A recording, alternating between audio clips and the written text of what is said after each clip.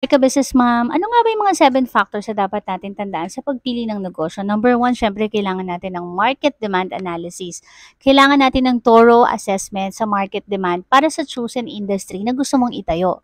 Next is also identify mo yung trends, potential growths, and of course yung gap ng market na pwede mag-align sa business idea na naisip mo. Pag sinabi naman natin competitive landscape, kailangan mag-conduct ka ng comprehensive analysis para dun sa competitive landscape. What does it mean? Understand your competitor's strength and of course weaknesses, and i-identify mo ang opportunities for differentiation. Next one is yung value proposition mo. Ano nga ba yung value proposition na pwede mong i-offer sa community mo?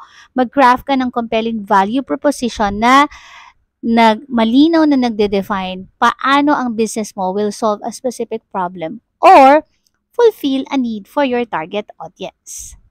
Next is of course the profitability projection. So mag-develop ko ng isang realistic financial projections na pwedeng mag-outline ng potential revenue streams mo.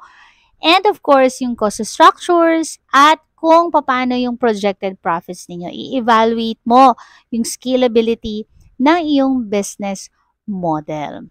Next one is the sustainability at ang longevity. So, mamili ka ng business na gusto mo o yung business concept na gusto mong itayo na merong long-term viability. So, hindi siya yung seasonal lang.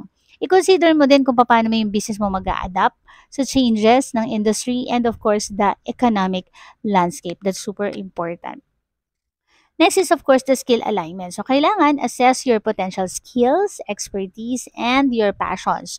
Kung mahilig ka sa mga damit, pwedeng yun na lang ang ibenta mo. Kung mahilig ka magluto, pwede ka rin magbigay ng business na sa pagluluto or pwede kang services, pwedeng mga pagkain or products. Select a business that aligns with your strength to ensure effective leadership and decision making. Kung sa tingin mo, carry bells mo naman siya.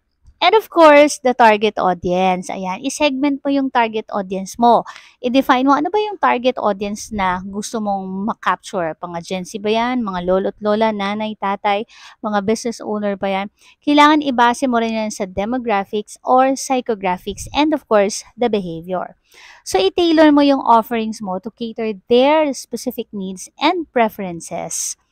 And of course, yung innovation and uniqueness, very important to. Identify mo yung ways in which your business can innovate or offer a unique value proposition.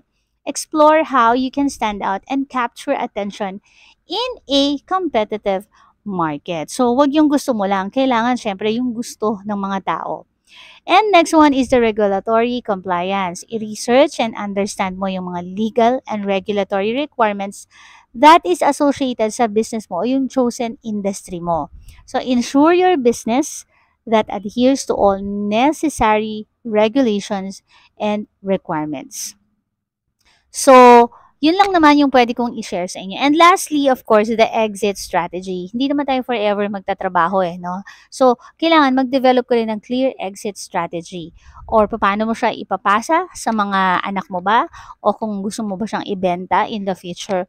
Whether kung selling ba to or pwede mong sa mga successor mo, mga anak mo, pamangkin.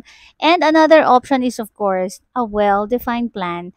It's really, really crucial. So, careful kayo mag-consider ng mga factors na to and you can make informed and strategic decisions when selecting yung gusto mong business na i-venture.